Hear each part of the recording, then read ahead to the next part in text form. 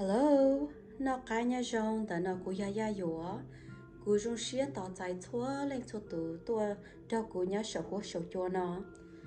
Chị nó bây giờ là khi pay nè, chị giờ là sai một đồ sa hay tiề, đợt có tụ khen có lú nên có bộ mua đá chi của có xía, bộ mua đá chi là ta có cho học kỳ. Oli bây giờ đều nên nhớ nó, tê lu xí hở nụ cũng mua y khó, và giờ chuột chuột cho đời y lu nên tiệt thâu lò. Y lúc nên và dù một tay mình dù đời chỉ tía lấy ya tía bỏ tía đã chi thì là đâu có một cái nhớ xé lấy ya hai tía chỉ tí nó là mà li ở trái mũ chè hoàn đó nó nếuว่าtí trong sấy nữaว่าtí trong sấy sẽ lúc ba tư nụ cho có khỏi energy không nó so nhân trong hai tía bé khí phái chỉ ya khí có lò dậy xứ ya hai tía nụ chỉ ya có là mất chọc vào chơi mù giờ hai tiền nếu giờ có thiệt có nhớ là có mà khởi chia đâu có tụ kinh nữa giờ mua đã chi là nên mà lên message của tao cả okay so let's get started giờ có xài lúc ba thi hoặc lúc ba lo chấp rồi nào okay the first deck sẽ là hai nhà bảo con à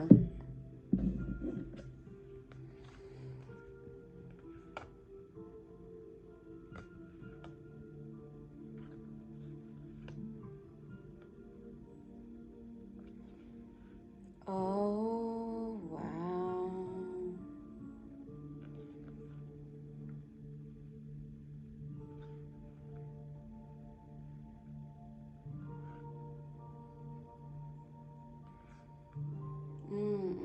okay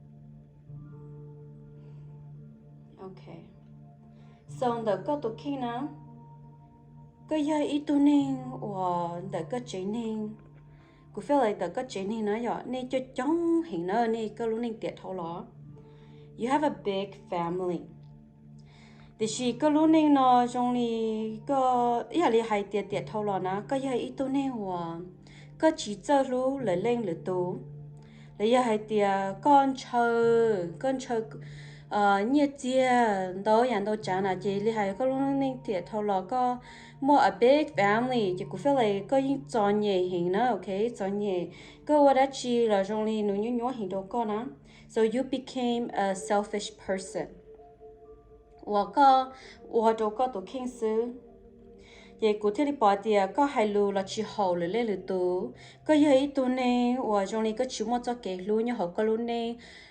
It's not that 個chỉ hay tu ni giống, it's just that 個hay tu ni 個chỉ bảo lu le tu thia giống li le tu lo, le chỉ bảo lu 個一樣個，chỉ giống li tiệt thâu lo 個chỉ tao chạy cho cái lu giống li 個 hay tu ni 個一麼nhiều麼錢呢 ，OK 古巴的 個可行。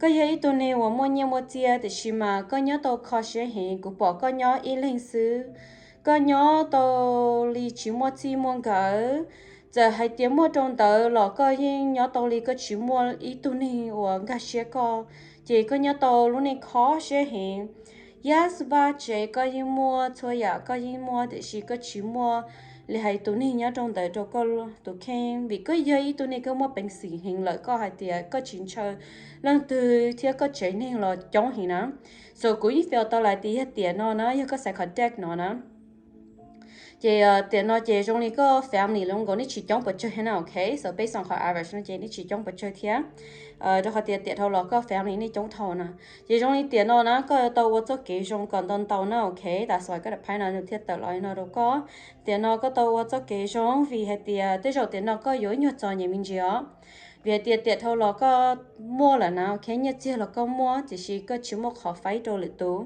chỉ tiền nó có yếu tàu mua có tiền nhất tiền tới cho là phải đồ lệ tủ có chỉ sau là cái đồ đồ rồi sát sinh nhất chia là chỉ li có yếu mua khó khó xia khoản trừ là đâu có ok thì có mua khó nó li hay xong mua khó nhất chia là cái material stuff là sai lo là chỉ li có yếu đặc là nhoi li đồ giả li tiệt thâu là thế này yếu nhớ tôi giả khó khó xia rồi li nông tu nó chờ chỉ mua thứ tao tao yếu nào ok so you có sai họ nói chị họ nói you có khó nữa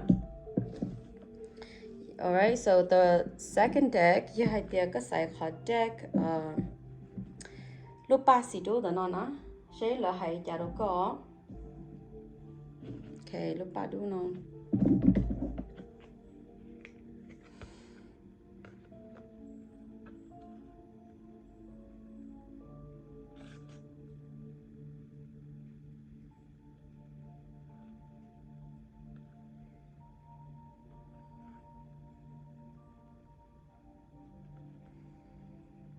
Okay.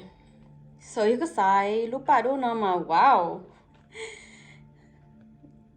Cứ hai tiệt xe đô hết thì cứ chơi xe đô thiệt thì mà cú bỏ đó nó có cho nhẹ nữa. Okay, cái hay tôi nên tiệt thâu lò nè. Mua hai loại chế cái gì tôi xài mua chế lấy thì tôi mua chế á. Vì hai tiệt có chỉ mua ít tôi nhẹ tôi chỉ tôi khó khó, rồi là tôi có ba cái tệ là quốc hệ có là ấy tôi nhẹ rồi nè. So you have a very bad habits of past life, and I see you have a bad habits of this life as well too. Cái lúc này thì thâu lò cái chỉ mua cho cái hay để ô li cái dùng một khử li trà lấy cái chỉ bảo khử nè, vậy trong này cái chỉ mua cũng chỉ bỏ cái mua ít cho cái lúc lấy hay để cho cái chính cái li trà đó là đâu có nào ok. Giờ đó nó mà hay tiệt có tu xia lo luôn lo tay cho cái luôn đó có chỉ có một đồ luôn có một thôi ya thôi cha có luôn nên rồi này cái feel lại cái gì tôi hiểu à chỉ trên cái yêu là ở chỗ cái ở tí nên là sư chỉ có mua có cho cái luôn phải đồ thôi lên cho tụ là đồ có cho học cái thì nếu chỉ hay dạy thì có rồi rong sẽ có cho cháu sẽ ôn à nếu hay dạy có yếu tố khử nó khử họ có thể liên quan nó mà họ vì cái chuyện mua lên này lên chỉ ở trong đó yếu là chú con ba cái tệ yếu là khóc hay có là với tôi này rong yếu là khử chỉ có bỏ hay thì có gì thì nên có khử khử hiện cưng gọi lên nữa ok rong đi khử bỏ đi trả là rong đi ở nhà chỉ cháu xí.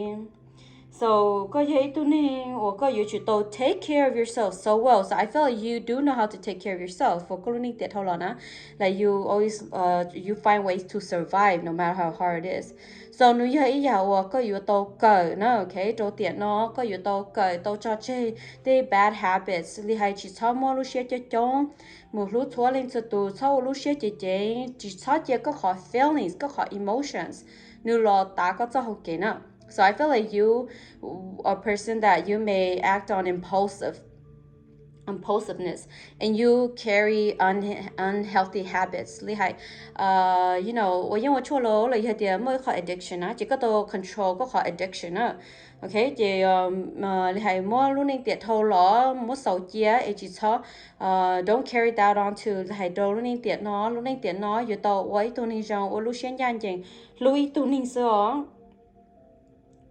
So you need to spend time to reflect on yourself, okay? Reflect on yourself and let go of unhealthy habits and put put an end to where you feel like you have to always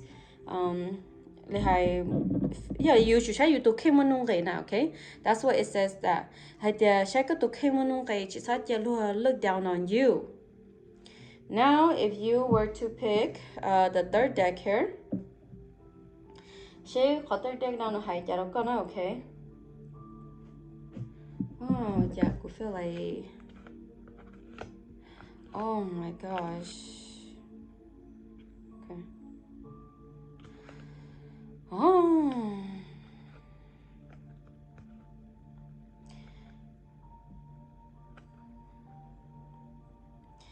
Okay, có thấy tên hiệu của sáng là tiệt thôi là có mua kiến chỉ xe, okay, có mua kiến chỉ xe.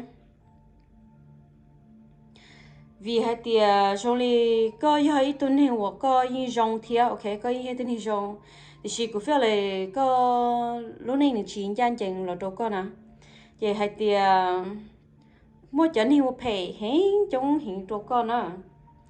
Có chỉ I see you single now, okay? Cô see có single sư tiệt thâu lò có chỉ mua gỡ. Tới giờ có mua tổ lú here and there. Thì she might just for a short time period or just temporary. Hay tiệt cho cái lú nó mua chỉ tàu.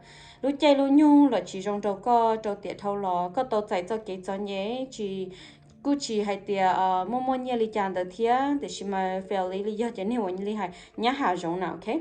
Nhá hà rong thiệt do cho nênวันnày nó và nu sư dùng một khứ dùng một lý hay dùng tô đã chi chỉ nu nó dàn tới sư dùng khứ đó chỉ cho nó lên tới lý hay nu sư there's not a lot going on thì chỉ có một cái chỉ xe đầu luôn tu nữa, okay? Cái chỉ xe đầu luôn tu hay tiêu giờ vì lý chả có trong hồ là có luôn nên có hơi do là một linh tử sư nữa.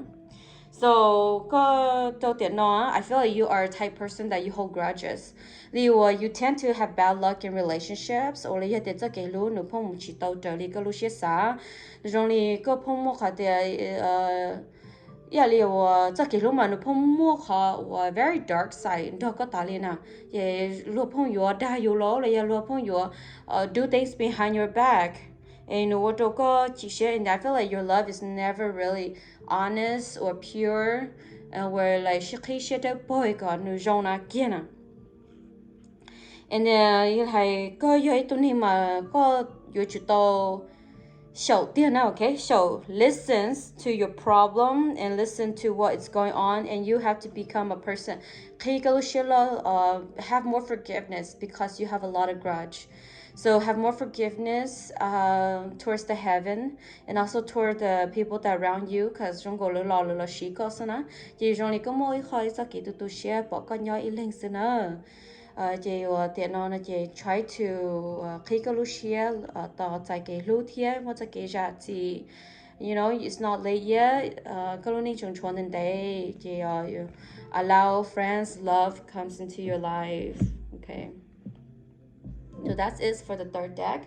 Now, bên một cái fourth deck sẽ là họ hay đi chả là tôi có thế nào, okay?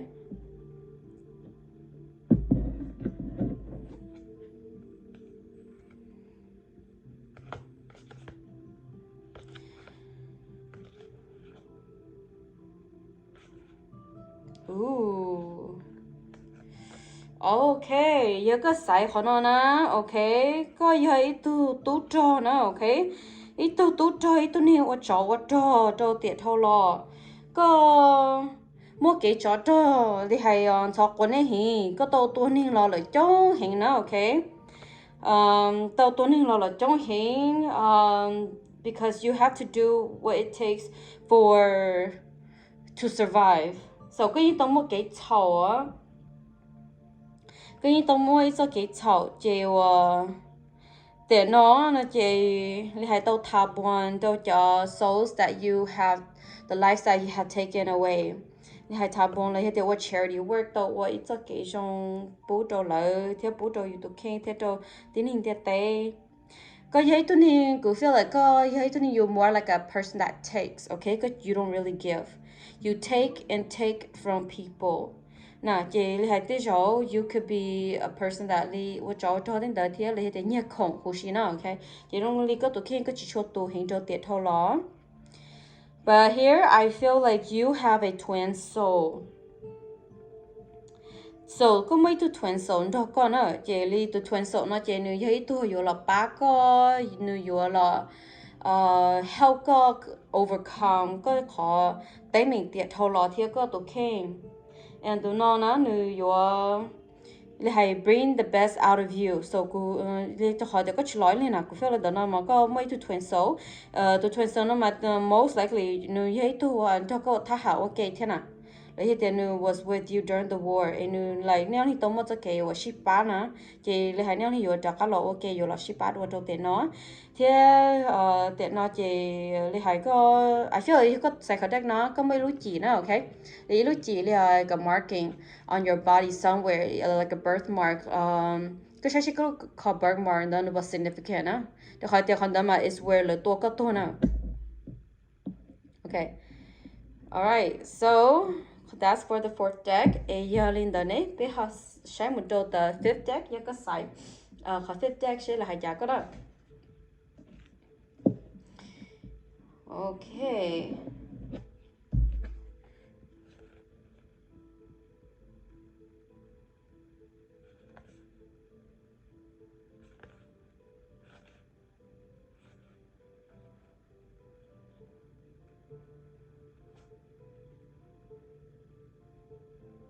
Okay, giờ cái sai fifth deck nè.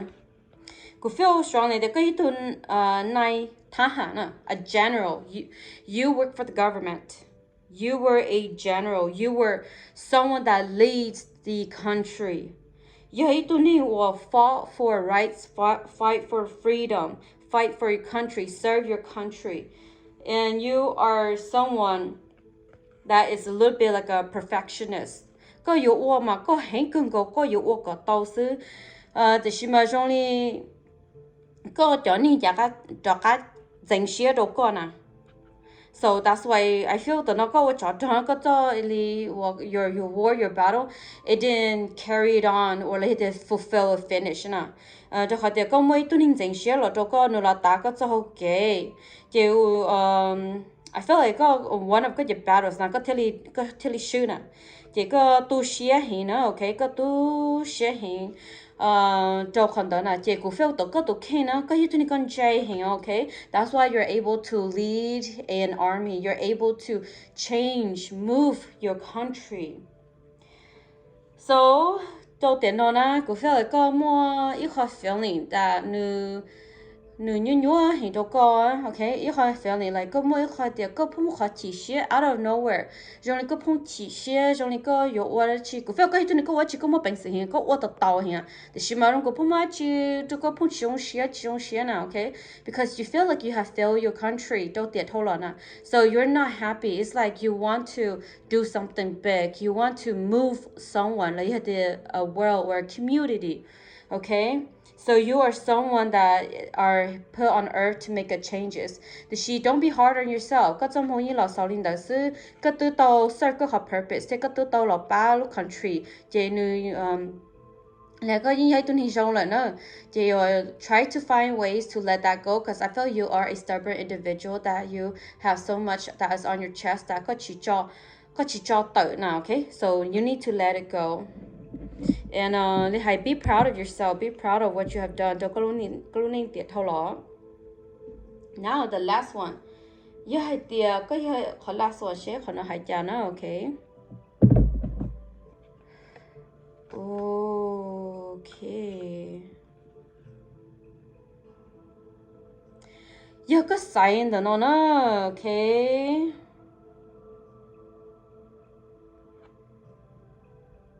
Có giờ ý linh nhở, cái tiệt thâu lò nó cơ mà ý tiệt thâu lò có giờ ý linh nhở, của phiếu có giờ ý thu ra, okay, cái ý thu ra nữa, nhau tu hiện sự bà đây to bà đây chúa, có giờ ý linh nhở ra, và li hay lú tan cho cái chả mình nhở nữa, có giờ ý linh nhở ra hình, thì xí mà trong gấu li và có tụ chỉ lấy có tụ chỉ ra được, I feel like now thì chỉ cho xí hậu nào, okay, thì something happened. I feel like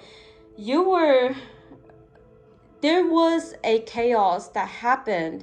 Đâu có luôn tu lại đâu có luôn tiệt tay ó chỉ có tôn chạy có cháy nên một lần chia to nữa có tôn chạy một lần like sai hình nào like very fast that you didn't get to say goodbye to có chả mình nhớ một lời có tụt gì ó. Thì chỉ có feel like có tụt gì nữa, nếu như chúng lúc có cơn gầu nữa, okay? I feel like có tụt gì nếu lúc có cơn, nếu chúng tao chúng có đặt cái lẩu vào lẩu chè á. Thì chỉ mà có thấy linh nhẹ có mua mi tu mi nhỏ mà chống hình lô, cũng feel like tiền nó là có như mua mi nhỏ chống hình nữa.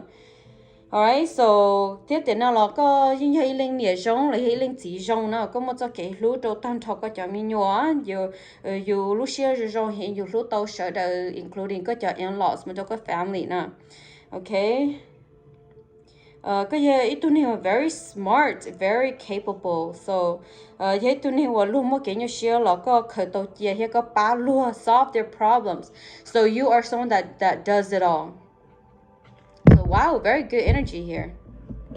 Okay, thì một tali nó thank you so much for joining me, and mà đi xin chỉ đồ lưu sáu.